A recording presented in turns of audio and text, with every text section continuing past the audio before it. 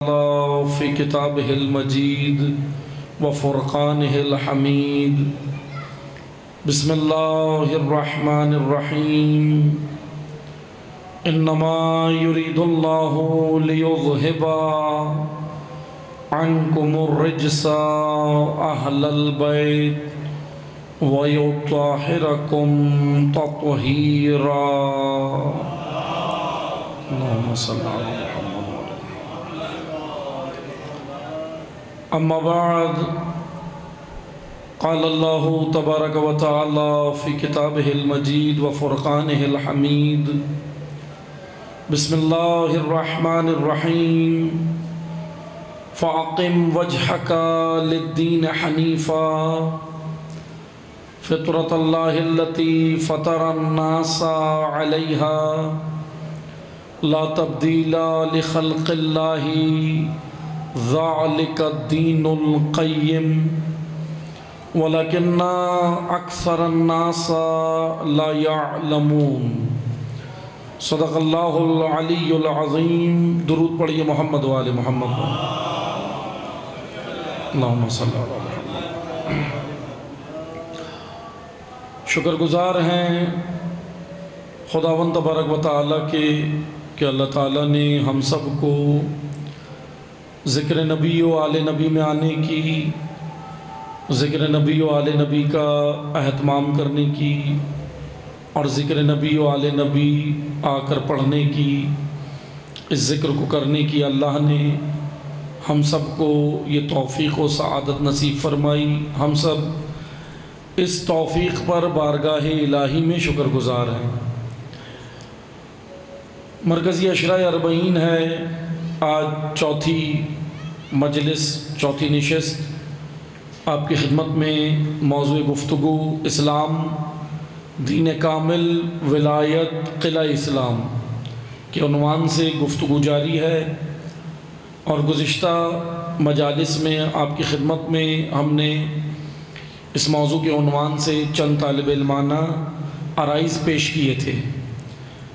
آج اسی سلسلے کو آگے بڑھاتے ہوئے میں چند طالب علمانہ اور چیزیں آپ کی خدمت میں پیش کروں گا کہ خداوند تبارک و تعالیٰ نے دین اسلام ایک کامل، جامع، روشن اور واضح دین نازل فرمایا ہے. یعنی دین کے اندر کوئی کجی نہیں ہے، کوئی ٹیڑھا پن نہیں ہے، دین کے اندر کوئی انحراف نہیں ہے. دین اسلام جیسا خدا نے نازل فرمایا اس میں کوئی انحراف، کجی، ٹیڑھا پن دین میں نہیں ہے.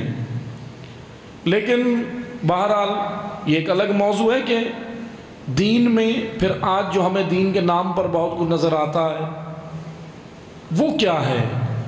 کیونکہ ان مجالس میں جو موضوع ہے وہ یہی ہے کہ ہم اسلام کی حقیقی جامعیت کو، اسلام کی اس فلسفے کو سمجھ سکیں کہ خداوند تبارک و تعالیٰ نے جو دین اسلام نازل فرمایا ایک جامع اور مکمل دین ہے. کیونکہ دین آئین زندگی ہے. اللہ نے انسان کی نجات کے لیے، بشر کی نجات کے لیے دین نازل فرمایا ہے تاکہ انسان اپنے اس درجہ کمال تک پہنچ جائے جس کے لیے اللہ نے اسے اس دنیا میں بھیجا ہے. اس دنیا میں ہمیں بھیجا اور خداوند متعال نے دین بھی یہیں پر بھیجا ہے. قرآن معصومین علیہ السلام، انبیاء کے جانشین، یعنی کہ ہدایت کرنے والے ہادی خداوند تبارک و تعالیٰ نے یہاں بھیجے ہیں اس دنیا میں. تو اس کا مطلب یہ ہوا کہ ہمیں دین اسلام کو یہاں اپنانے کی ضرورت ہے. کیونکہ جب تک ہم دین اسلام یا اسلامی تعلیمات یا اسلامی روش و آئین کو جب تک ہم یہاں اپنی زندگیوں میں نافذ نہیں کرتے اس وقت تک دین اسلام کے نزول کا حق ادا نہیں ہوگا. اور دین اسلام جیسا میں گزشتہ مجالس میں آپ کی خدمت میں عرض کر چکا ہوں کہ دین اسلام وہ واحد دین ہے جو اللہ نے نازل کیا. یعنی ایسا نہیں ہے کہ تمام انبیاء الگ الگ دین لائے. میں پیش کر چکا ہوں گزشتہ مجالس میں، ابھی ہم اس بحث میں نہیں جاتے، گزشتہ مجالس میں ہم نے بیان کیا. عرض یہ کرنا ہے کہ تمام انبیاء حضرت آدم سے لے کر حضرت خاتم صلی اللہ علیہ وآلہ وسلم تک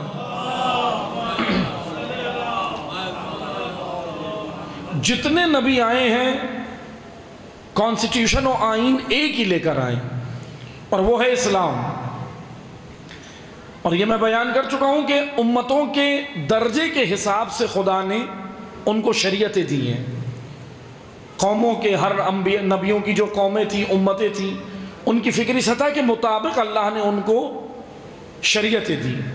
لیکن جب آخری نبی دنیا میں آئے تو اب یہ انسانی مائنڈ، انسانی دماغ اور اس کی فکری سطح اب ذرا بلند ہے. تو یہاں پر خداوند تبارک و تعالی نے قرآن کریم جیسی کتاب حضور کے قلب نورانی پر نازل فرمائی. قرآن ایک جامع اور مکمل کتاب ہے، یعنی کہ تمام دنیا میں آج جتنے ہمیں علوم نظر آتے ہیں ان تمام علوم کا منبع قرآن ہے. مثلا اسٹوڈنٹ بیٹھے ہیں یہاں پر، کالج یونیورسٹی کے اسٹوڈنٹ ہوں گے، کہ جس طرح آپ دیکھتے ہیں یہ جو سائنسز ہیں، آج مختلف سائنسز ہیں، سائنس کے اندر مختلف علوم ہیں. تو یہ جو علوم آپ کو نظر آتے ہیں، یہ جو تھیوریز نظر آتی ہیں، یہ جو مختلف تھیوریز آپ پڑھتے ہیں، ڈارون کا نظریہ ہے، دیگر نظریات آپ تھیوریز پڑھتے ہیں، تو یہ ان تمام علوم کی جتنے سائنسز علوم ہیں ان کا منبع قرآن ہے. قرآن سے ہی یہ علوم نکلے ہیں. یعنی ایسا نہیں ہے کہ قرآن ان چیزوں کو بیان نہیں کرتا، قرآن کریم نے بیان کیا. مثلا دین ایک ایسا جامع دین ہے، یہی میں کل بھی آپ کی خدمت میں عرض کیا تھا کہ دیکھیں دین اسلام کے پاس اپنا اکنومیکل سسٹم موجود ہے، معاشی نظام ہے. دین اسلام کے پاس عبادی نظام ہے. دین اسلام کے پاس تعلیمی نظام ہے. دین اسلام کے پاس تہذیبی نظام ہے. دین اسلام کے پاس تمدنی نظام ہے. یعنی کہ جتنا ہمیں زندگی میں جو جن چیزوں کی اس معاشرے میں ہمیں ضرورت ہے وہ سب کی سب اسلام پوری کر سکتا ہے. لیکن مشکل کہاں پر ہے؟ مشکل یہ ہے کہ اسلام کی جامعیت جہاں سے بیان ہونی تھی وہاں سے ہوئی نہیں ہے. یعنی یہیں سے منبر سے ہمیں پتہ چلے نا کہ بھئی اسلام ایک جامع دین ہے، اللہ نے نازل کیا. تو اس کی خصوصیات کیا ہیں؟ اس کی خصوصیات یہ ہیں کہ خدا کہہ رہا ہے کہ یہ ایک خالص دین ہے، یعنی اس کے اندر کوئی ملاوٹ نہیں ہے، مکمل دین ہے. پھر ایک جگہ پر خدا کہہ رہا ہے کہ یہ غالب دین ہے، مغلوب رہنے نہیں آیا. پھر کہیں پر خداوند تبارک و تعالیٰ نے قرآن میں خصوصیت دین بیان کی کہ یہ جامع دین ہے، کامل دین ہے، آپ کی تمام تر ضروریات کو اسلام پوری کر سکتا ہے. لیکن بعض کمیونسٹ کی یلغار ہوئی، دیگر جو مخالفین اسلام تھے، دشمنان اسلام تھے، ان کی یلغار ہوئی اور انہوں نے اسلام کا چہرہ مسخ کیا. اور مسخ یہ کیا کہ بھئی ہمیں ہمارے ذہن میں یہ ڈالا کہ دیکھیں مسلمانوں کے، ہمارے سے مراد مسلمان، تمام مسلمانوں کی بات ہو رہی ہے. میں یہاں بلا تفریق گفتگو کر رہا ہوں، چاہے شیعہ ہو یا سنی ہو، ابھی تمام مسلمانوں کی بات ہو رہی کہ عزیزان محترم، مخالفین اسلام نے یہ نظریہ ڈالا کہ اسلام کے ساتھ آپ ترقی نہیں کر سکتے، اسلام کے ساتھ آپ آگے نہیں بڑھ سکتے، اسلام کے ساتھ آپ جی نہیں سکتے، آگے نہیں چل سکتے. اسی لیے اسلام کو آپ رکھیں عبادت خانوں میں، مسجدوں میں رکھیں، امام بارگاہوں میں رکھیں، عزا خانوں میں رکھیں، عبادت خانوں میں رکھیں، کلیسا میں رکھیں، لیکن باہر دین کی ضرورت نہیں ہے. اور اس نظریے کو مسلمانوں نے قبول بھی کر لیا. ایک مشکل یہ ہوئی کہ مسلمانوں نے بغیر تحقیق کے اس نظریے کو قبول بھی کیا، جس کی وجہ سے نقصان یہ ہوا کہ آج ہوا کیا؟ مسلمانوں کا نقصان سب سے بڑا یہ ہوا کہ آج نہ دین کے رہے نہ دنیا کے رہے. ہوا نا ایسا؟ اسی لیے علامہ اقبال یہ مسئلہ بھانپ گئے تھے، جانچ گئے تھے. اسی لیے علامہ نے کیا کہا؟ علامہ اقبال نے بڑا خوبصورت شعر کہا، آپ سب کو یاد ہے، بڑا مشہور ہے علامہ نے کیا کہا؟ اے باد صبا جا کہیو کملی والے سے پیغام میرا، اے باد صبا جا کہیو کملی والے سے پیغام میرا، قبضے سے امت بے چاری کے دین بھی گیا دنیا بھی گئی۔ اور یہ ہوا۔ مثلاً ہمیں کہا گیا دیکھو دنیا میں آگے چلنا چاہتے ہو اسلام چھوڑو، اسلام سے دور ہو جاؤ، ہم نے مان لی۔ لیکن اب مجھے بتائیں کیا اسلام چھوڑ کر دنیا کے اوپر حکمرانی مسلمانوں کی ہے یا نہیں ہے؟ نہیں ہے۔ یو این کے اوپر اقوام متحدہ ہے نا بھائی، اقوام متحدہ یو این، یونائٹڈ نیشن میں کس کی حکمرانی ہے؟ مسلمانوں کی۔ مسلم ممالک کی چلتی ہے زیادہ، کس کی چلتی ہے؟ ویٹو پاور، حتیٰ کہ جو ویٹو پاور والے ملک ہیں اس میں ایک بھی مسلمان نہیں ہے۔ اب کیا ہوا؟ علامہ اقبال نے یہی تو کہا تھا کہ اے باد صبا جا کہیو کملی والے سے، اس کملی والے سے جس نے اس اسلام کی تبلیغ کے لیے پتھر کھائے، لہو لہان ہو گئے، وہ کملی والے رسول۔ لیکن امت نے کیا کیا؟ دین بھی چھوڑا اور دنیا بھی چھوڑی۔ تو اسی لیے ہمیں عزیزان محترم نقصان مسلمانوں کا یہی ہوا کہ جب ہم نے دوسروں کی سنی، اسلام مخالف نظریات مانے، اسلام مخالف آئیڈیالوجیز کو سنا، تو پھر اسے نقصان یہ ہوا کہ ہم دین بھی دے بیٹھے اور جس کے لیے دین دیا دنیا کے لیے وہ بھی نہیں ملی، ہوا نا نقصان۔ اسی لیے عزیزان محترم اسلام کی جانب پلٹنے کی ضرورت ہے۔ یہ مجالسیں، میں اگر آسان زبان میں کہوں نا، یہ مجالسیں تفسیر فطرت کا مدرسہ ہے۔ توجہ کیجئے گا، اس میں جملے میں ذرا غور و فکر کی ضرورت ہے۔ تفسیر فطرت یعنی اسلام کی تفسیر کا مدرسہ یہ مجالس ہے، کیونکہ سید الشہداء نے اسلام بچایا نا۔ کس لیے نکلے تھے امام حسین؟ اسلام بچانے۔ تو بھائی جب اسلام بچانے نکلے تھے تو وہ کون سا اسلام جس کو امام حسین نے بچایا؟ وہی اسلام یہاں بیان ہونے کی ضرورت ہے ان مجالس میں، اس عزاداری میں، کیونکہ عزاداری کا مقصد وہی ہے جو حسین ابن علی کا مقصد۔ مدینہ سے نکلتے ہوئے امام حسین نے جو اسٹیٹمنٹ اپنا دیا تھا، کیا اسٹیٹمنٹ تھا امام کا؟ کیا بیان تھا؟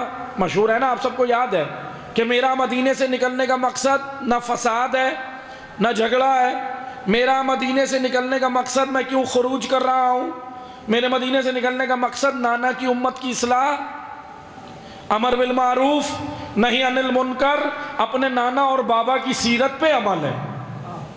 یہ مختصر سا اسٹیٹمنٹ ہے امام حسین کا بیان، یعنی یہ جو بیان ہے نا امام حسین کا مدینہ سے نکلتے ہو کہ میرا مدینے سے نکلنے کا مقصد یہ ہے، یہ صرف امام حسین کا مقصد نہیں ہے، عزاداری کا مقصد بھی یہی ہے۔ عزاداری کا مقصد معاشرے کی اصلاح ہے، عزاداری کا مقصد امر بالمعروف و نہی عن المنکر کو زندہ کرنا ہے، عزاداری کا مقصد سیرت رسول اور سیرت علی کو زندہ کرنا ہے، وہی مقصد ہے عزاداری کا۔ اس لیے ہم اس عزاداری کو سمجھیں، اس عزا کو سمجھیں کہ کیوں یہ فرض بچھا ہے، ہم کیوں آ رہے ہیں، کیا کرنے آ رہے ہیں، اور عزاداری پر ہمیں کیوں بلایا گیا ہے۔ محبت حسین آپ کے دل میں ہے، پاکیزہ دل ہے جس کے دل میں حسین کی محبت ہے۔ خدا کا شکر ادا کیا کریں کہ اللہ نے یہ لطف کیا کہ ہمیں محبت حسین سے نوازا ہے۔ لیکن عزاداروں، لیکن توجہ سے سنیں، یہ محبت اس لیے ہے تاکہ تمہیں کوئی ذمہ داری بھی دی جا سکے، یہ بھی یاد رکھیں۔ یعنی آپ کو جو مجلسوں میں بلایا ہے نا، مجلسوں میں بلا کر ذمہ داری دینے بلایا ہے۔ کیا ذمہ داری ہے عزادار کے کاندھوں پر؟ کیا ذمہ داری ہے؟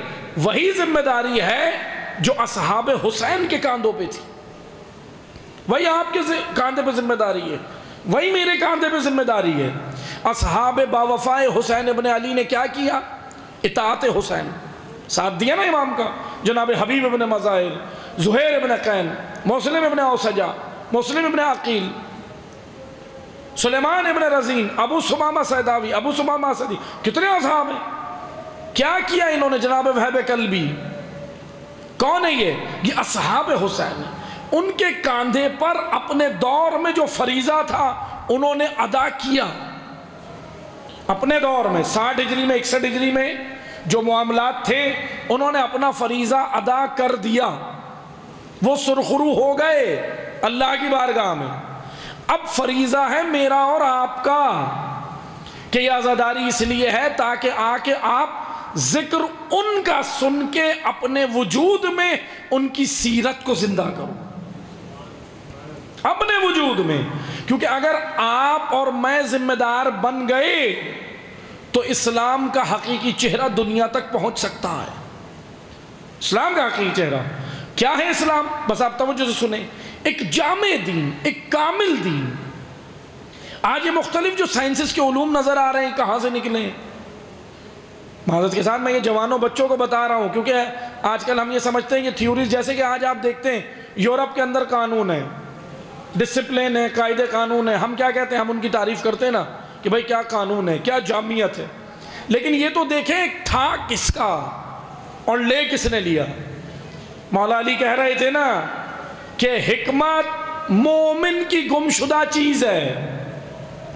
حکمت یعنی علوم، حکمت یعنی کانسٹیٹیوشن، الہی کانسٹیٹیوشن۔ مولا علی کیا کہہ رہے ہیں؟ ایک بار درود پڑھیے۔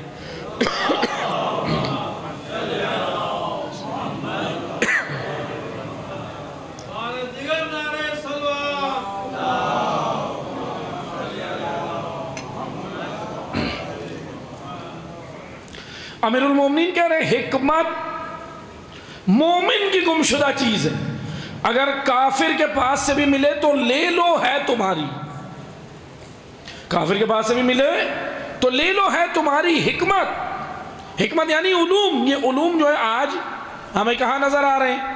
کبھی ہم کہتے ہیں بھئی یہ مثلا فلکیات کے علوم، آج کون آگے نکل گیا؟ یہ چاند ستاروں، اور کون پہنچ گیا نظام شمسی پہ؟ ناسا، امریکہ کا ادارہ national aeronautics and space administration NASA ہے، رشیا کا ادارہ ہے، چائنا کا ادارہ ہے، اور اب تو پڑوسی ملک اسرو بھی پہنچ گیا۔ اسرو انڈیا کا ادارہ بھی ہے۔ اب توجہ سنیں، کہاں تک پہنچ گئی دنیا؟ چاند تک پہنچ گئے نا۔ بتا رہے ہیں بھئی، آ کر بتا رہے ہیں کہ یہ ہے، یہ ہے، یہ ہے، فلاں جگہ یہ ہے، فلاں جگہ یہ ہے۔ لیکن معذرت کے ساتھ توجہ سنیں، دنیا آج وہاں پہنچی۔ علی نے 1400 سال پہلے کہا تھا کہ پوچھو میں زمینوں سے زیادہ آسمانوں کے راستے جانتا ہوں، پوچھو مجھ سے۔ لیکن پوچھنے والے کیا پوچھتے تھے؟ داڑھی میں کتنے بال ہیں میرے سر میں کتنے بال ہیں؟ یہ تھے پوچھنے والے جو مولا سے پوچھتے تھے۔ اسی لیے توجہ سنیں، لبنان میں اب وہ گزر گئے، عیسائی عالم تھے، ایک عیسائی عالم تھے، انہوں نے اپنا ایک میگزین کے اندر ایک مقالہ لکھا تھا۔ توجہ سنیے گا، علم کے میدان، توجہ سنیں، علی کا چاہنے والا علم کے میدان میں آگے ہونا چاہیے، علوم کے میدان میں۔ بس توجہ سنیں کیا کہتے ہیں۔ لبنان کے عیسائی عالم تھے، لبنان میں رہتے تھے، اب وہ شاید دنیا میں نہیں ہے، لیکن توجہ سنیں، انہوں نے اپنے میگزین میں عالمی میگزین کے اندر ایک مقالہ لکھا تھا، اور انہوں نے اس وقت کہا تھا، کہنے لگے کہ اے کاش علی کے دور میں ہوتا۔ توجہ سنیے گا، مسلمان نہیں تھے، عیسائی تھے، کرسچن تھے، عیسائی عالم تھے، کہنے لگے اے کاش علی کے دور میں ہوتا۔ تو پوچھا آپ کیا کرتے؟ کہا میں یہ تھوڑی پوچھتا کہ داڑھی میں بال کتنے ہیں، سر میں بال کتنے ہیں، آج میں کھاؤں گا کیا، بلکہ کہا آپ کیا کرتے؟ کہا میں اگر علی کے دور میں ہوتا میں پوچھتا مولا یہ بتائیں یہاں سے چاند تک کا راستہ کون سا، یہاں سے زہرہ تک کا راستہ کون سا، یہاں سے مریخ و مشتری تک کا راستہ کون سا ہے۔ لیکن ان کے جواب میں ایران کے شیعہ عالم نے ایک اور مقالہ لکھا، کہنے لگے نہیں، آپ بھی علی کو نہیں سمجھے، آپ بھی علی کی بات نہیں سمجھے۔ علی یہ نہیں کہہ رہے تھے کہ یہاں سے زہرہ تک کے راستے، یہاں سے چاند تک کے راستے، یہاں سے مریخ و مشتری تک کے راستے، کہا نہیں، یہاں تک تو انسان اپنی عقل سے پہنچ گیا، عقل سے پہنچ گیا۔ بلکہ علی یہ کہہ رہے تھے آؤ مجھ سے پوچھو میں یہاں سے خدا تک کے راستے جانتا ہوں۔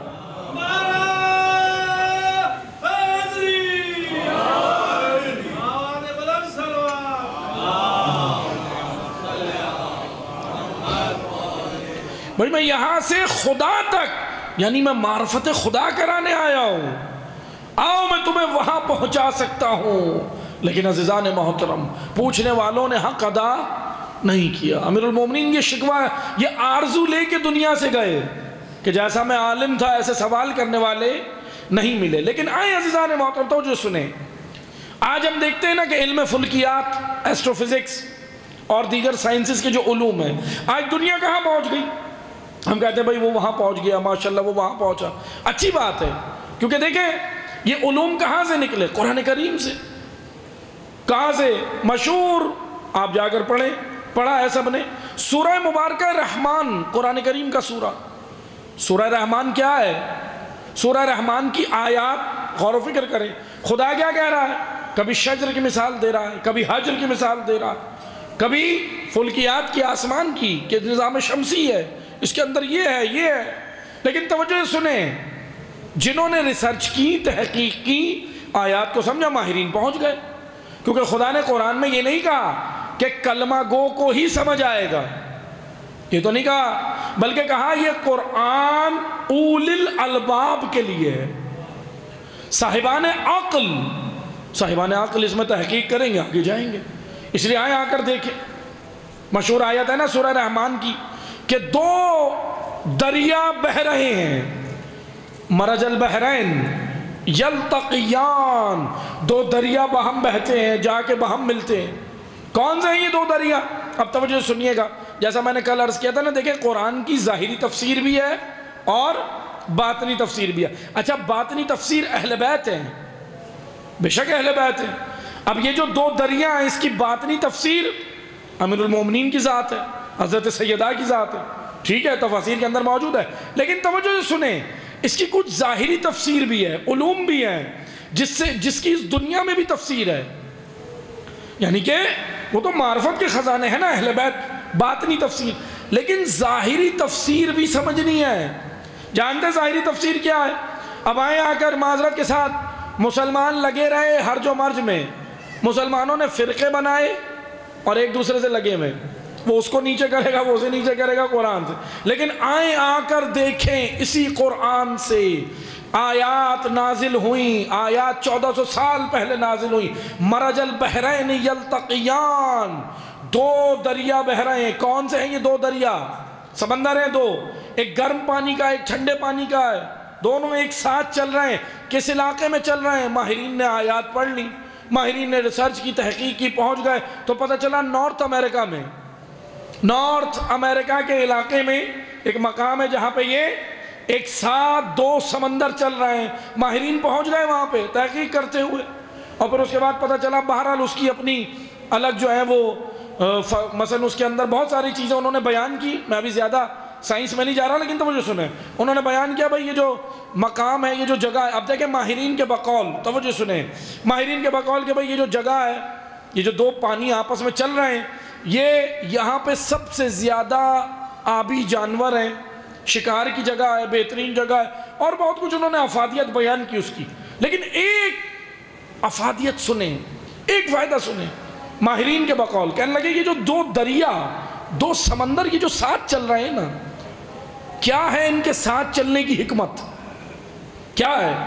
گرم اور ٹھنڈے پانی کے سمندر ایک ساتھ چل رہے ہیں لیکن مل نہیں رہے، ایک دوسرے میں مرج نہیں ہوئے، ساتھ چل رہے ہیں۔ پھر ماہرین نے کہا یہ جو ساتھ چلتے ہیں، ان کے آپس میں رگڑنے سے ہوا پیدا ہوتی ہے، آکسیجن پیدا ہوتی ہے، وہ وہاں سے اٹھتی ہے اور یورپ کے ساحلی علاقوں میں آتی ہے، نارتھ امریکہ سے اٹھ کے یورپ کے ساحلی علاقوں میں آتی ہے۔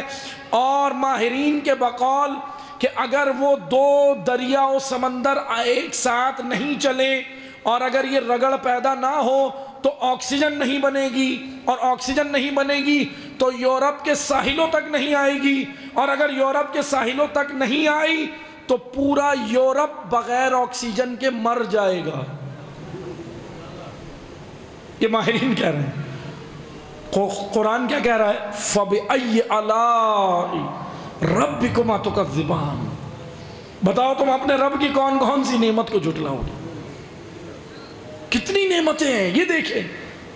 قرآن نے کہا کہ ہم نے صاحبان عقل کے لیے نشانیاں رکھی، جاؤ جا کر دیکھو۔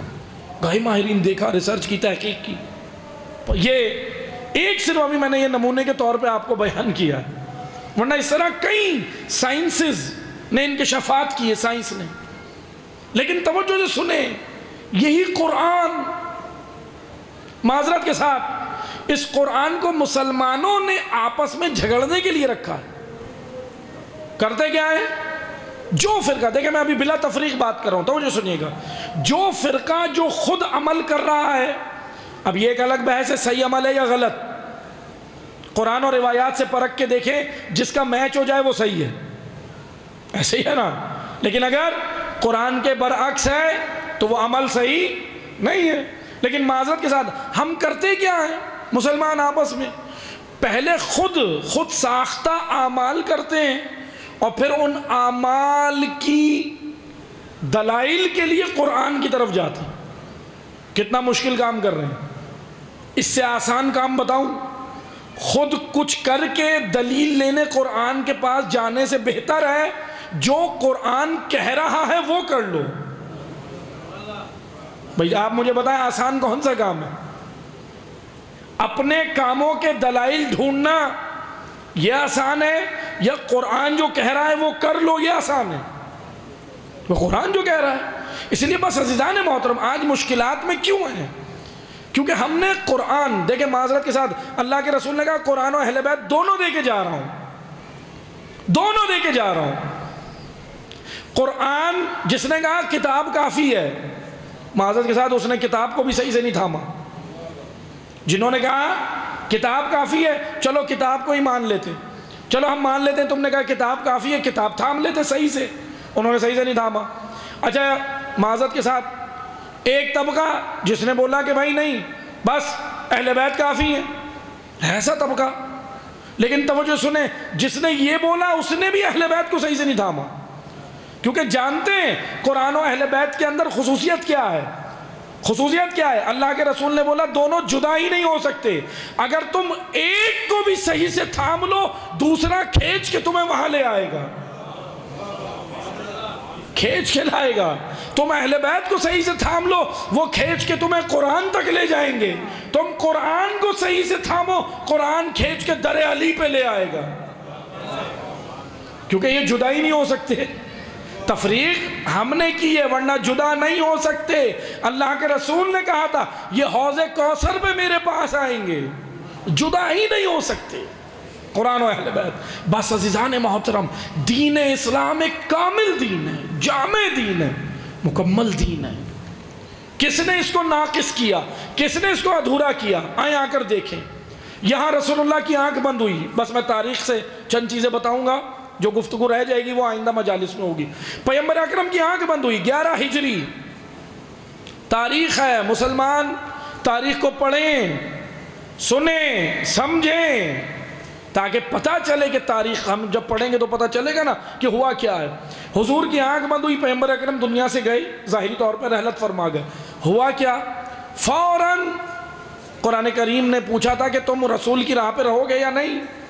میں نے آیت پڑھی تھی گزشتہ مجالس میں کہ وَمَا مُحَمَّدٌ إِلَّا رَسُولٌ قَدْ خَلَتْ مِن قَبْلِهِ الرُّسُلُ أَفَإِن مَّاتَ أَوْ قُتِلَ انقلبتم عَلَىٰ أَعْقَابِكُمْ۔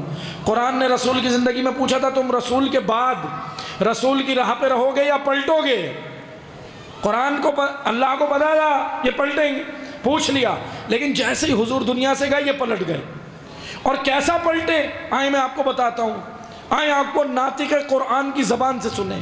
جیسے ہی 35 ہجری آئی، 35 ہجری 11 ہجری میں رسول اللہ دنیا سے گئے، بیچ میں 25 سال، 35 ہجری میں مولا علی نے اقتدار سنبھالا، مسند حکومت پہ آئے، حق اپنی جگہ پہ آ گیا۔ توجہ سنیے گا، حق اپنی جگہ پہ آ گیا۔ جو حق مولا علی کا تھا 35 ہجری میں، یعنی مسند حکومت کس کا حق تھا؟ مولا کا ہی حق تھا نا۔ امیر المومنین نے جیسے ہی سنبھالی تو سنبھالتے ہی مولا علی نے خطبہ دیا تھا، نہج البلاغہ میں موجود ہے۔ امام نے کہا تھا کہ سنو، امام نے دیکھیں اول تو یہ کہ ہم نے معیارات علی سمجھنا ضروری ہے، مولا کا معیار، کیونکہ امیر المومنین آپ نے سب نے سنا ہے مجالس میں سنتے ہیں نا کہ مولا علی کی حکومت کس وجہ سے نہیں چلی؟ عدل، عدالت، جو عدالت کی وجہ سے نا، ظلم کی وجہ سے بعض حکومتیں نہیں چلتی، لیکن مولا کی حکومت 4 سال کے عرصے سے زیادہ نہیں رہی، امیر المومنین کو شہید کر دیا۔ کس وجہ سے؟ عدل کی وجہ سے، عدالت کی وجہ سے۔ لیکن توجہ سے سنیں، توجہ سنیں، میں اسی درمیان میں ایک کردار بھی آپ کو بتاؤں گا۔ تاکہ ہمیں ان کرداروں سے بھی عبرت حاصل ہو کہ بھئی یہ کردار کیسے ہوتے ہیں، کہاں پلٹ جاتے ہیں۔ امیر المومنین اقتدار میں آئے، آتے ہی انہوں نے نہج البلاغہ میں خطبہ دیا۔ توجہ سنیں، امام نے کہا لا تبلبلن بلبلۃ ولا تغربلن غربلۃ۔ توجہ سنیں، مولا کی اصطلاح ہے، نہج البلاغہ کی ٹرمنالوجی ہے، اصطلاح۔ امام نے کہا سنو، میں آیا تو ہوں اقتدار میں، لیکن میں دو چیزوں پر کام کروں گا، کتاب خدا اور سنت رسول، بس دیٹس آل۔ امام نے کہا میں گزشتہ حکمرانوں کے نقش قدم پہ نہیں چلوں گا۔ توجہ سنیے گا، گزشتہ حکمران بہت کچھ کرتے تھے، امام نے کہا میں ان کے نقش قدم پہ نہیں چلوں گا۔ میں آپ کو بتا دیتا ہوں گزشتہ حکمران کیا کرتے تھے، مولا نے اس لیے نفی کی، ایک واقعہ بتا دیتا ہوں۔ امام جب اپنے حاکم وقت تھے تو مولا علی کا گزر ہوا عراق کے صوبہ انبار سے۔ انبار آج بھی ہے صوبہ عراق، جو لوگ جاتے ہیں یا دیکھا ہوگا نیوز میں بھی دیکھا ہوگا، انبار عراق کا صوبہ ہے، پروونس ہے، علاقہ ہے۔ انبار سے مولا علی کا گزر ہوا، ایز اے حاکم تھے، حاکم وقت تھے اس وقت اپنے دور حکومت میں۔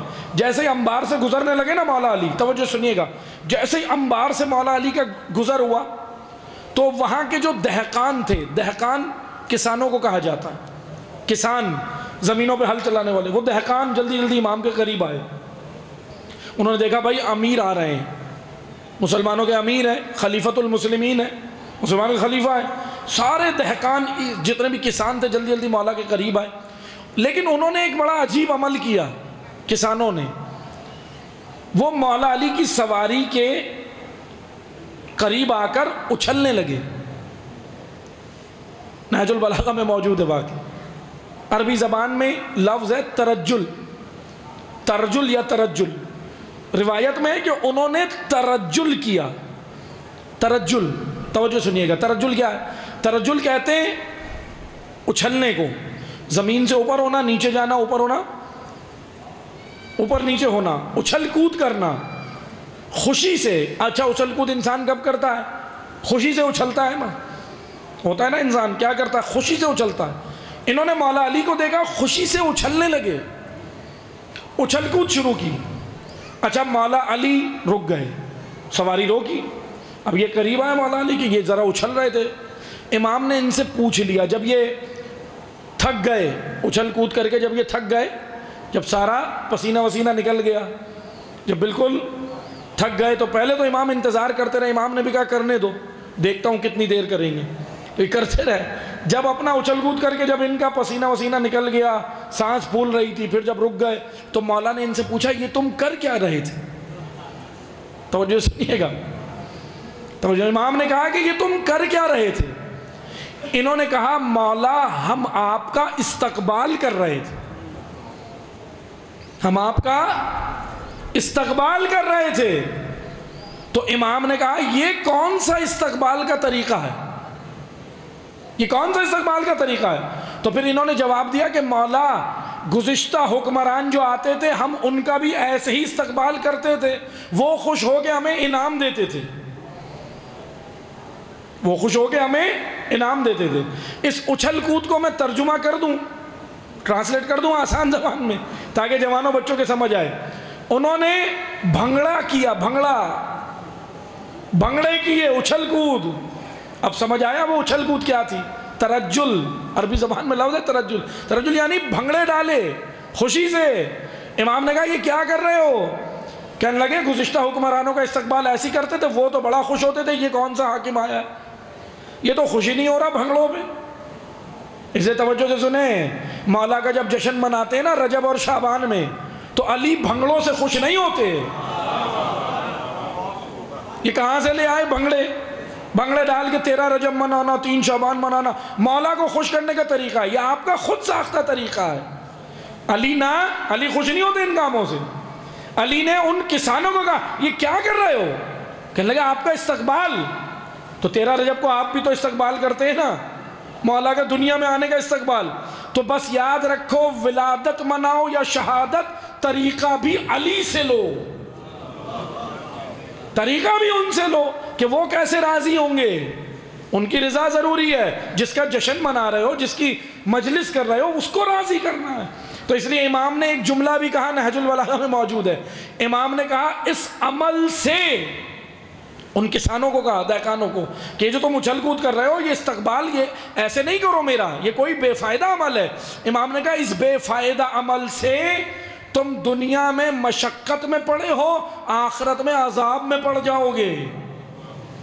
دنیا میں مشقت ہو رہی ہے نا، پسینہ نکل رہا ہے، سانس پھول رہی ہے، یہ مشقت ہی تو ہے، مشکل کام ہے نا۔ اس لیے بس عزیزان محترم، ہم مزاج امیر المومنین کو سمجھیں، جس امام کے پیچھے چلنا ہے مزاج بھی تو سمجھیں۔ کون علی؟ کس چیز سے علی خوش ہوتے ہیں، کس سے ناراض ہوتے ہیں، یہ معیارات ہمیں پتہ ہونے چاہیے۔ بس توجہ سے سنیں، 25 سال بعد جیسے ہی علی اقتدار میں آئے، کہا کہ میں گزشتہ حکمرانوں کے طریقہ کار پہ نہیں چلوں گا، 2 چیزوں پہ میں حکومت کروں گا بس، ایک کتاب خدا قرآن، دوسرا سنت رسول، سیرت رسول، بس۔ امیر المومنین نے علی الاعلان یہ 2 چیزیں کہیں۔ اب توجہ سنیں، پھر اس کے بعد خطبہ دیا، لا تبلبلن بلبلۃ ولا تغربلن غربلۃ۔ اب توجہ سے سنیں، یہاں میں بیان کروں گا کہ توجہ سنیے گا، کتنے قسم کے افراد تھے، کتنی کیٹیگریز تھی، کیونکہ ہم نے ایک چیز اور بیان کرنی ہے ان مجالس میں، انشاءاللہ جب آپ ریگولر آئیں گے تو اس کا جواب ملے گا۔ جیسے کہ بعض لوگ کہتے ہیں کوفہ کے شیعوں نے امام حسین کو قتل کیا، کہہ رہے ہیں نا بعض، نہیں، سمجھنے کی ضرورت ہے، تاریخ کو سمجھنے کی ضرورت ہے۔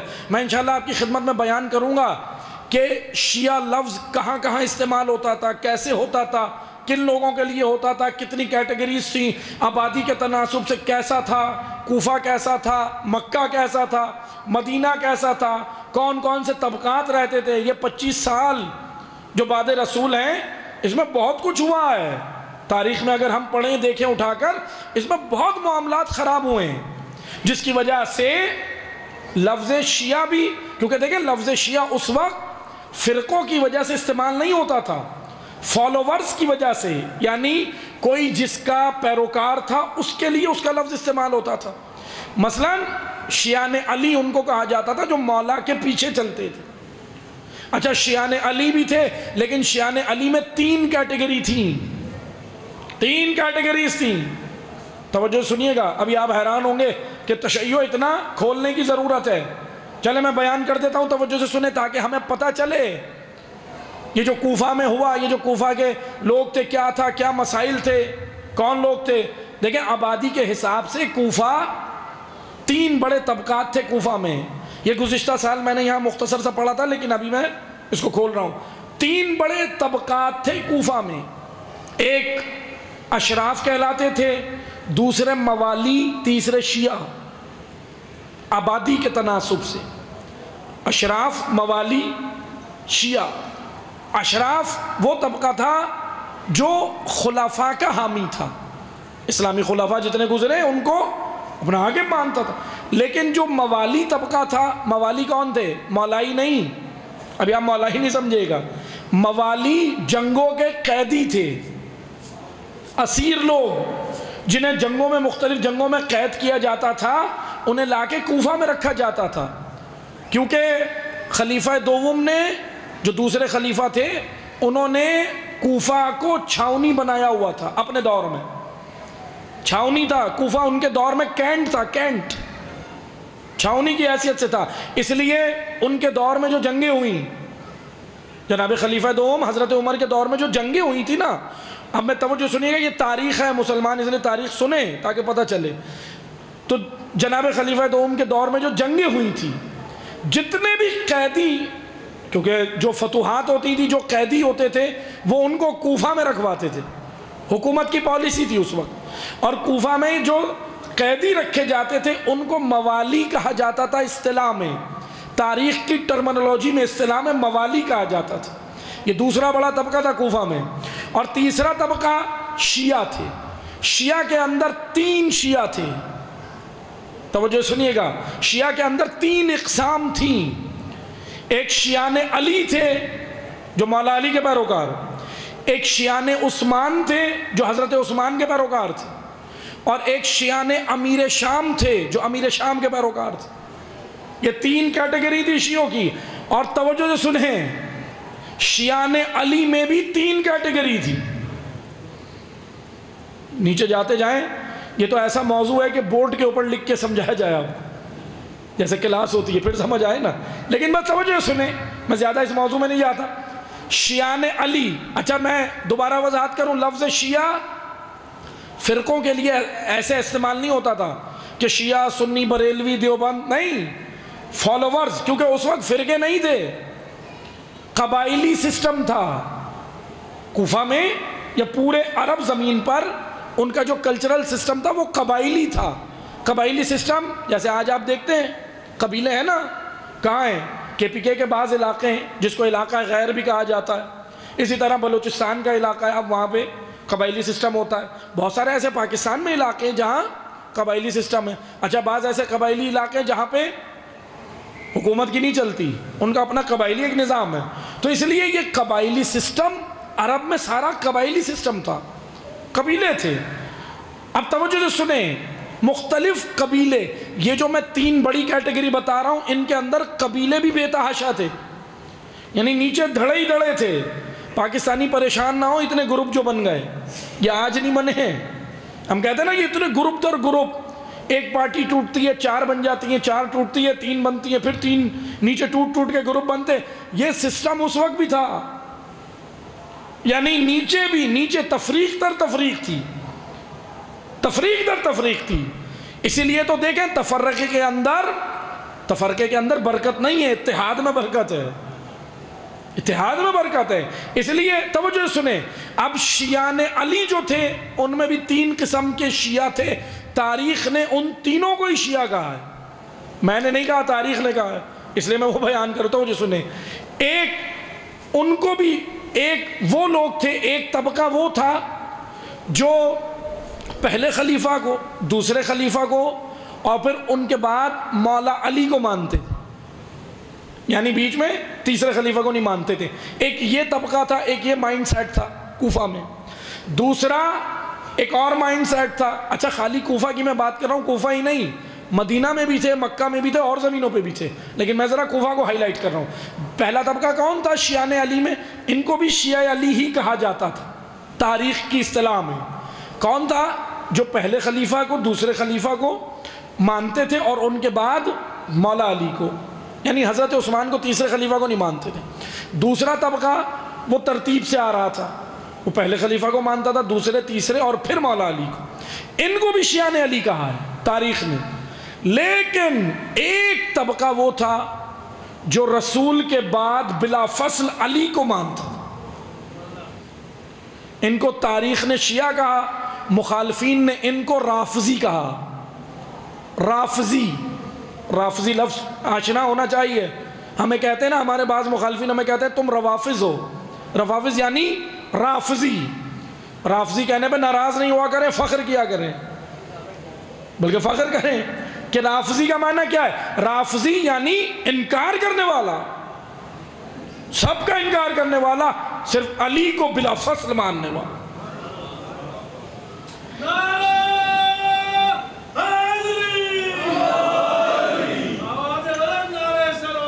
اللہم صلی علی محمد. بس یہاں تک میں لے آیا تاریخ تک. اب اس سے زیادہ گنجائش نہیں ہے، اگر نام بتائیں گے تو پھر آپ برا مانیں گے. اب بل بھی پاس کروا لیا، FIR بنیں گی. تو اس لیے بس میں اتنی دعوت دیتا ہوں مسلمانوں کو، یہاں تک ہم لے آئے. اب تاریخ میں جا کے نام پڑھو، ان تمام جن کے سب کے ساتھ شیعہ لگ رہا ہے، قتل کرنے حسین کو کون آیا تھا؟ کون آیا تھا کربلا؟ جا کے پڑھو، ان کے نام موجود ہیں، ان کے کردار موجود ہیں، ان کے کردار موجود ہیں. لیکن یہ یاد رکھو، شیعان علی جو رسول کے بعد بلا فصل علی کو مانتے تھے، خلیفہ بلا فصل، وہ قتل کرنے نہیں آئے، وہ ساتھ دینے آیا.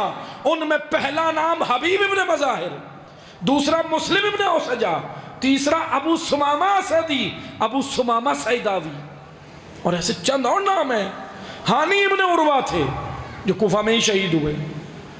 شیعان علی کے نام میں نے بتا دیے، شیعہ نے حضرت عثمان اور شیعہ نے امیر شام، اب آپ جا کے تاریخ میں پڑھیں کہ وہ کون تھے۔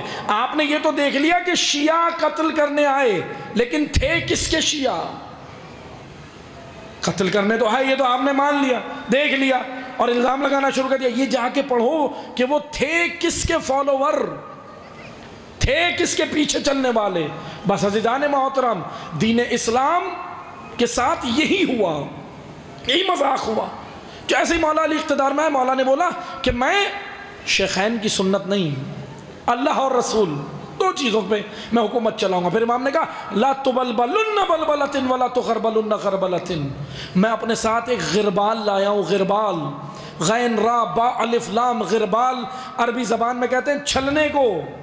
امام نے کہا میں تمہیں چیک کروں گا، تمہارے کرداروں کو چیک کروں گا، تمہارے معیارات کو چیک کروں گا، تم میرے ساتھ چل گئے تو ٹھیک۔ یعنی جتنے دانے چھانے جاتے ہیں نا، غربال چھلنے کے اندر کیا ہوتا ہے؟ آٹا چھاننے کا چھنا آپ نے دیکھا ہے نا گھروں میں، اس میں کیا ہوتا ہے؟ چھانتے ہیں۔ جوانوں نے دیکھا ہے، بچوں نے، آئندہ سالوں میں آپ نہیں دیکھیں گے کیونکہ فاسٹ فوڈ کا دور آ گیا، کیونکہ اب تو آٹا گھر میں آنا بھی، اول تو مہنگائی تو اپنی جگہ، لیکن خواتین پکا بھی تو نہیں رہی نا گھر میں، تو اس لیے اب تو سب آرڈر ہوتا ہے، بس فوڈ پانڈا لاتا ہے، تو اس لیے آٹا چھالنے کا چھلنا ہوتا تھا۔ ابھی آج سے شاید 10 سال بعد ہم بیٹھ کے بتا رہے ہوں گے کسی زمانے میں آٹا چھالنے کا ایک چھلنا ہوا کرتا تھا، بچے پوچھیں گے کہ کیسا ہوتا تھا، کیا ہوتا تھا، ہمیں بھی بتائیں۔ اس لیے توجہ سنیں، چھلنے میں ہوتا ہے کیا ہے؟ آٹا چھانا جاتا ہے، آٹا الگ ہو جاتا ہے، بھوسا الگ ہو جاتا ہے، تو مولا نے اسی چھلنے کو عربی میں غربال کہتے ہیں۔ مولا نے کہا میں غربال لگاؤں گا، غربال، جتنے اچھے دانے ہوں گے علی کے ساتھ، بھوسا امیر شام کے ساتھ، اور واقعاً چلا ہی گیا بھوسا، سب جتنے آئے تھے وہ بالکل ایسے ہی ہے۔ بس عزیزان محترم، امیر المومنین غربال۔ پھر امام نے کہا لا تبلبلن بلبلۃ، تبلبل یہ لفظ سنیں بڑا خوبصورت ہے، یہ لفظ نہج البلاغہ کا۔ امام نے کہا میں تبلبل کروں گا۔ تبلبل کہتے ہیں اوپر نیچے، اوپر نیچے کرنے کو کسی چیز کو، میں آسان زبان تو اوپر نیچے، لیکن اگر صحیح اردو میں کہیں تہو بالا، تہو بالا اوپر نیچے کرنا۔ امام نے کہا میں تہو بالا کروں گا۔ کس چیز کو تہو بالا کریں گے؟ آئیں آ کر دیکھیں، پچھلی حکومت میں وزارتیں بٹ چکی تھی، پچھلی حکومتوں میں وزارتیں من پسند لوگوں کو دیں، نااہلوں کو دیں، ان کو دیں، ان کو دیں۔ امام نے کہا میں تبلبل کروں گا، یعنی یہ جو اوپر بیٹھے ہیں منصب پہ، یہ گھر جائیں گے، اور جو اہل گھروں میں ہیں وہ منصب پہ آئیں گے۔ اتنا میرٹ، امیر المومنین کی حکومت میرٹ کی وجہ سے نہیں چلی، علی کو قتل میرٹ کی وجہ سے کیا ہے۔ مولا علی کو قتل اس بنیاد پہ کیا کہ اتنا میرٹ کا خیال رکھتے مولا علی، کہتے نااہل نہیں، نااہل نہیں، جو اہل تھا اسے عہدہ دیا۔ اتنی بڑی شخصیت ہے عبداللہ ابن عباس، تاریخ کی بڑی شخصیت، بہترین عالم، مفسر، فقی، لیکن حکومت چلانے کی ان کے اندر صلاحیت نہیں تھی۔ اتنی بڑی شخصیت کو بھی پھر مولا نے عہدہ نہیں دیا، اور کسے دیا؟ جناب محمد ابن ابی بکر کو۔ اب توجہ سے سنیے گا، کون ہے یہ جناب محمد ابن ابی بکر؟ جوانوں بچوں کے لیے عرض کر رہا ہوں، پہلے خلیفہ کے بیٹے ہیں، مولا علی نے ان کو عہدہ دیا، لیکن جو رسول اللہ کے چچا کے بیٹے تھے ان کو عہدہ نہیں دیا۔ علی بتانا کیا چاہ رہے ہیں؟ توجہ سے سنیں، ہمارے اور علی کے درمیان میں بڑا فاصلہ ہے بھائی، 180 ڈگری کا فاصلہ ہے۔ علی، ہم شجرے دیکھتے ہیں، علی شجرے نہیں دیکھتے، کردار دیکھتے ہیں۔ علی کردار دیکھتے ہیں، علی معیار دیکھتے ہیں، علی اس کے اندر اہلیت دیکھتے ہیں۔ بس عزیزان محترم، کربلا کردار کی جنگ ہے، شجرے تو بڑے بڑے تھے، کربلا نہیں آئے۔ یہ ہے میرٹ امیر المومنین کا، یہ ہے عدل۔ اس لیے ہمیں مولا کے ساتھ چلنے کے لیے اس میرٹ اور عدل کو کیا کہتے ہیں؟ میں گفتگو سمیٹ رہا ہوں، اسی کو تو ولایت کہتے ہیں۔ یہ جو آپ سن رہے ہیں موضوع ولایت، قلعہ اسلام، ولایت میں آ جاؤ، ولایت میں آنا ہے، لیکن ولایت آسان نہیں ہے۔ یہی تو ولایت ہے کہ امیر المومنین کے معیارات ولایت ہے، امیر المومنین کا قانون ولایت ہے، لیکن اگر اس میں آؤ گے تو نجات ہے، ورنہ نجات نہیں ہے۔ بس عزیزان محترم، کربلا کرداروں کی جنگ ہے، کرداروں کی، خاندانی جنگ نہیں ہے، شجروں کی جنگ نہیں ہے۔ آیا کر دیکھیں، امام حسین نے ایسے شجرے والے شامل کیے جن کا شجرہ اعلیٰ نہیں تھا، اور بڑے بڑے اعلیٰ شجرے والے مکہ مدینہ میں بیٹھے تھے، نہیں آئے امام کے ساتھ۔ تو بس توجہ سے سنیں، ہم نے یہی معیار سمجھنا ہے۔ دین اسلام کردار دیکھتا ہے، کردار سازی، ایک جامع دین ہے، کامل دین ہے۔ بس میں جوانوں سے یہ عرض کروں گا، علوم کے میدان میں آگے آئیں۔ امیر المومنین علم کے میدان میں آگے دیکھنا چاہتے ہیں۔ آج کے عصر میں، آج آپ پڑھیں، ٹیکنالوجی پڑھیں، سب کچھ پڑھیں، اے آئی پڑھیں، آرٹیفیشل انٹیلیجنس، اس میں ضرور آپ نے آگے آنا ہے، کیونکہ اگلا دور اسی کا ہے۔ جیسے آپ دیکھتے نا کہ پچھلے گزشتہ جب کمپیوٹر نیا نیا آیا تھا تو نوکریاں جو چل رہی تھیں، بہت ساروں کی نوکریاں چلی گئی تھیں۔ کیوں؟ کیونکہ انہوں نے کمپیوٹر سیکھا نہیں۔ ان کو کہا بھی کہ کمپیوٹر سیکھیں، کہنے لگے نہیں بھائی ہم تو ایسے ہی چلیں گے اپنے۔ تو کیا ہوا؟ نوکریاں چلی گئیں۔ تو اب کمپیوٹر کا دور نہیں ہے، اب کمپیوٹر سے بھی آگے اے آئی، آرٹیفیشل انٹیلیجنس، اور جو اس فیلڈ میں آئے گا 2050-60 میں جو نوکریاں ہوں گی وہی کامیاب ہوگا۔ یاد رکھیں، اگر اس میں نہیں آئے تو پیچھے رہ جائیں گے۔ اس لیے زمانے کے ساتھ اسلام ہمیں زمانے کے ساتھ چلنا سکھاتا ہے۔ زمانے کے ساتھ اسلام ایک جدید دین ہے، آپ کو پیچھے نہیں لے جا رہا ہے۔ زمانے کے ساتھ چلیں، آگے آئیں، اور جو زمانے کے ساتھ نہیں چلتا زمانہ اسے مار دیتا ہے، اس کو کچھ نہیں کرنا پڑتا، وہ زمانے کا شکار ہو جاتا ہے۔ بس عزیزان محترم توجہ سے سنیں، ہر عصر میں ہمیں پتہ ہو کہ ہمارا فریضہ کیا ہے۔ کربلا ہمیں ہمارے فرائض بتاتی ہے۔ سید الشہداء یہ جو کربلا آ رہے ہیں کیا بچانے آئے؟ ایک کامل دین، وہ رسول اللہ کا دین جس کو بنو امیہ نے اپنی منشا کے لیے اپنی مرضی سے کیا کیا؟ مسخ کیا، چہرہ خراب کیا، لیکن حسین ابن علی نے ہونے نہیں دیا۔ کربلا حق و باطل کے درمیان میں ایک معرکہ ہے، ایک معرکہ ہے جو ہر دور میں جاری ہے۔ بس عزیزان محترم، سید الشہداء نے اسلام کی جامعیت کے لیے، اسلام جامع دین ہے نا، اس کو زندہ رکھنے کے لیے قربانی دی، اور سید الشہداء نے دعوت دی، سب کو دعوت دی۔ لیکن آ کر دیکھیں کتنے ساتھ آ رہے ہیں؟ 72، مشہور تعداد 72۔ لیکن ایک چیز یاد رکھیں عزیز جوانوں، یاد رکھو، یہ وجود کی جنگ تھی۔ جس نے وجود کی جنگ جیتی ہے وہ آیا ہے۔ وجود کے اندر جنگ ہے، ایک طرف عقل ہے، ایک طرف شہوت ہے۔ شہوت دنیا پرستی کی جانب لے جاتی ہے، عقل حق پرستی کی جانب لے جاتی ہے۔ حر کے وجود میں کیا تھی؟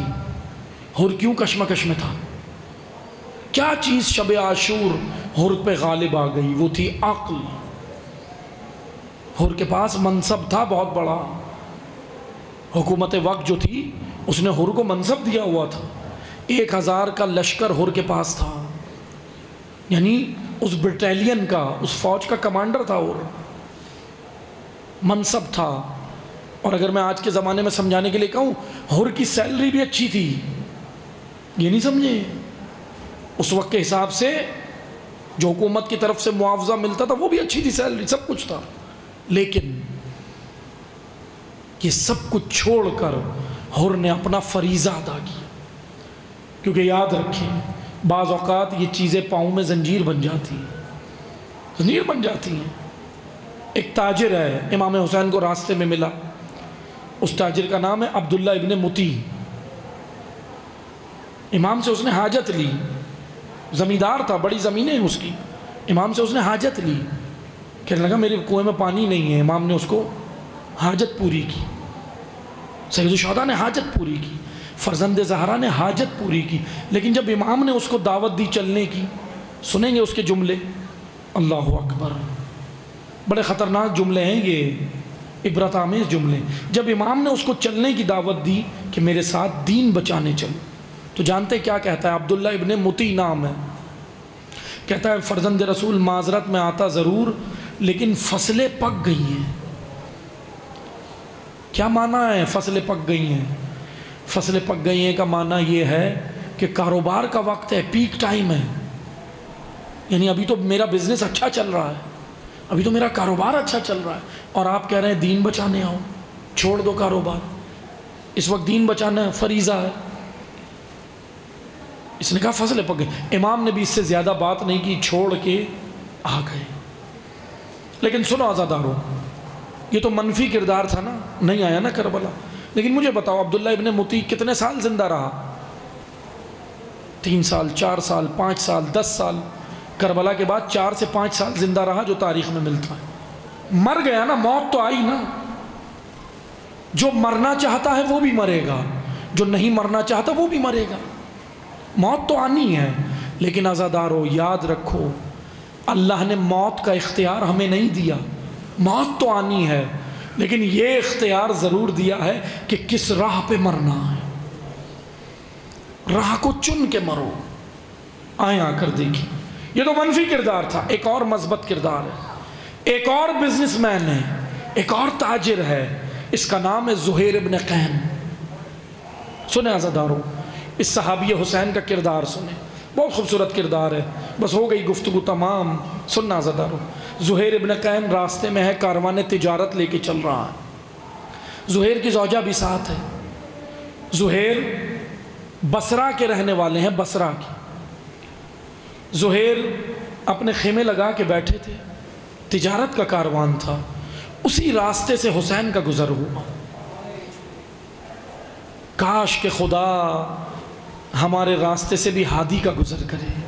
کیونکہ دیکھیں خدا جب کسی کو ہدایت دینا چاہتا ہے تو ہادی کا گزر وہاں سے ہو جاتا. ہدایت دینے والا ہے زہرا کا بیٹا.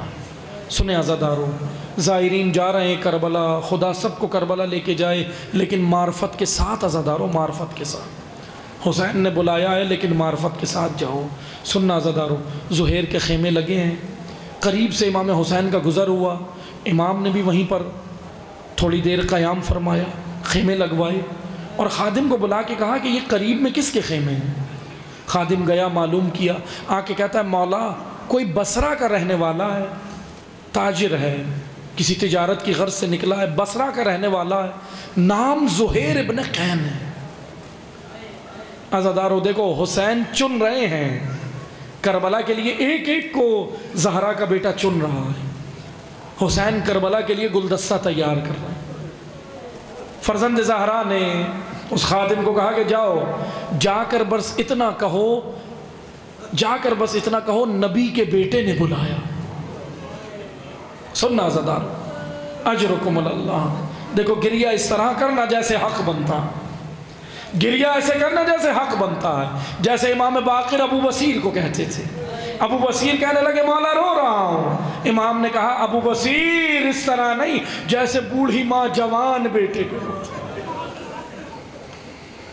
اجرکم اللہ، اجرکم اللہ. خدا آپ کا سایہ آپ کی اولاد پہ سلامت رکھے. سننا عزادارو، ہو گئی گفتگو تمام.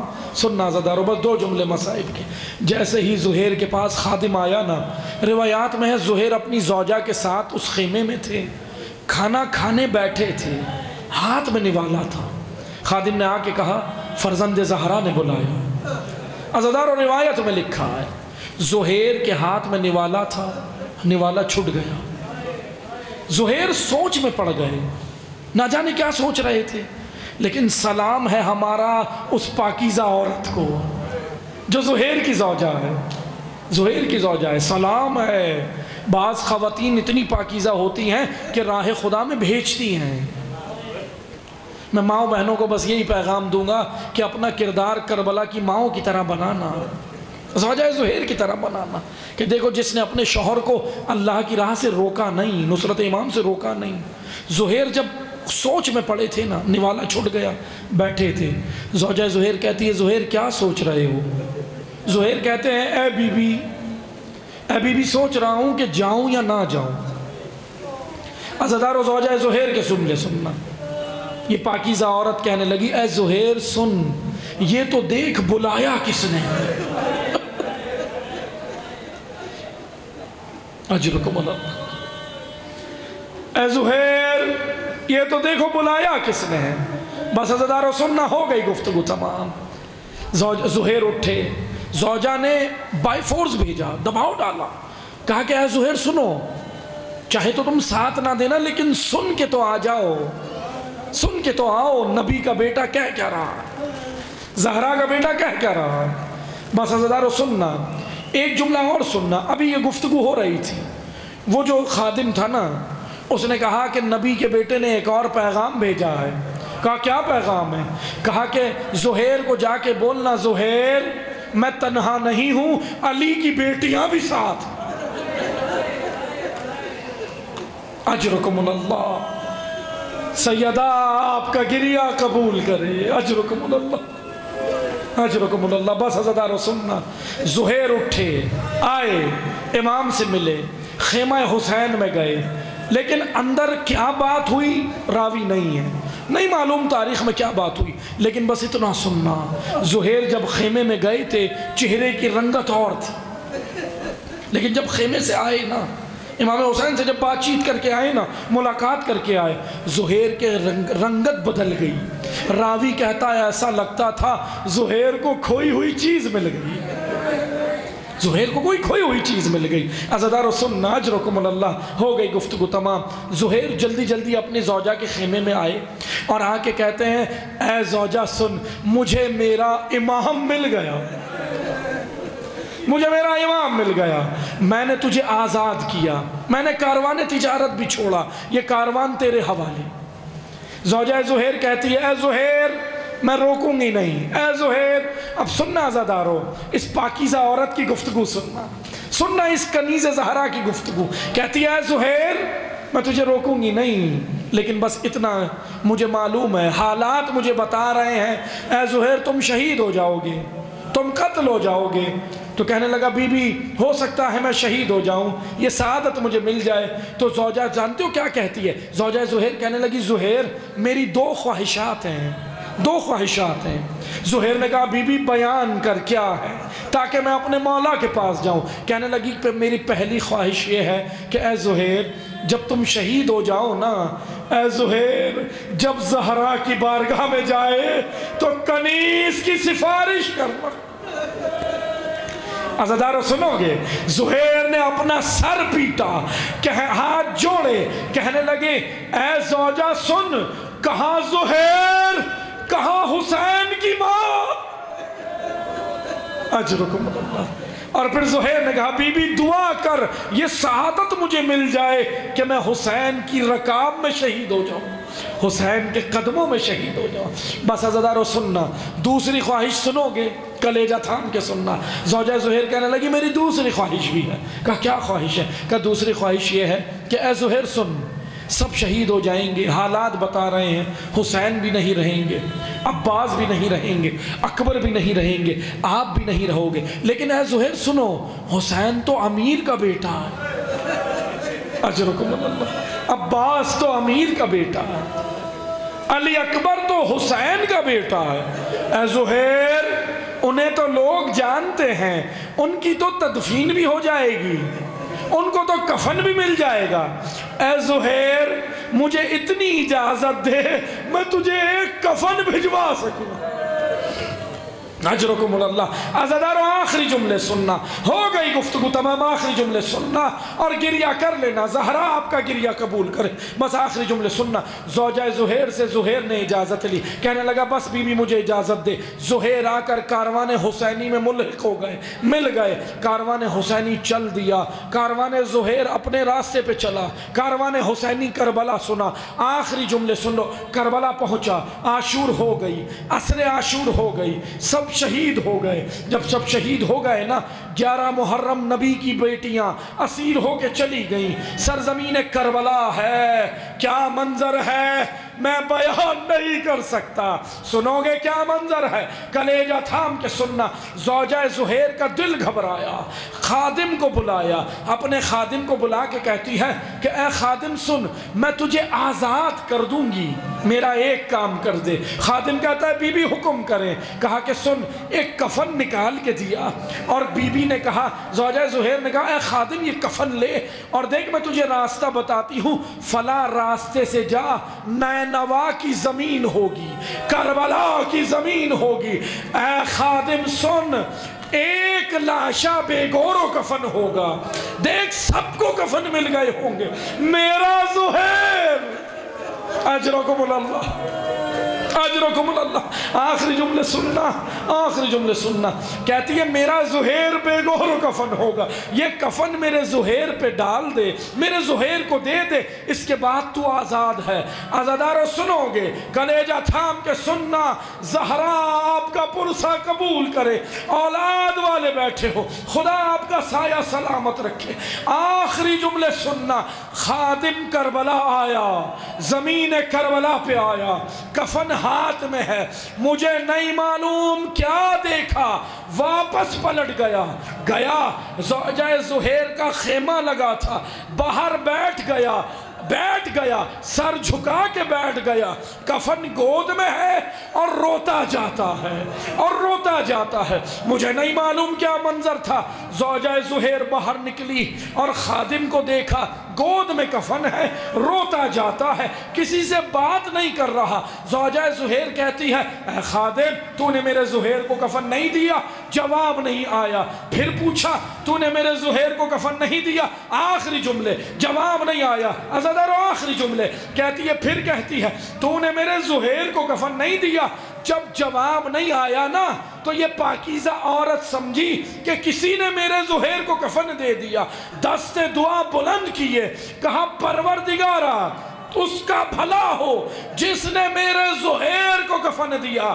عزادارو کلیجہ تھام کے سننا، یہ دعا کر رہی تھی، خادم کھڑا ہوا، کفن پھینک دیا، سر پیٹا، ہاتھ جوڑے، کہنے لگا بی بی معاف کر، کفن ایک تھا، لاشیں 72 تھے، اگر تیرے زہیر کو کفن دیتا، زہرا کو کیا منہ دکھاتا؟ حسین بے گور و کفن، سرزمین کربلا، وہ حسین۔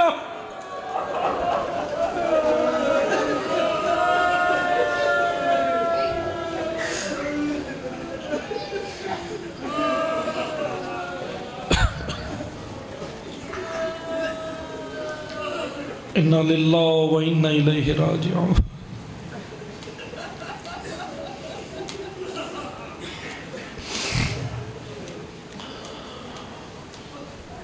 وَسَيَعْلَمُ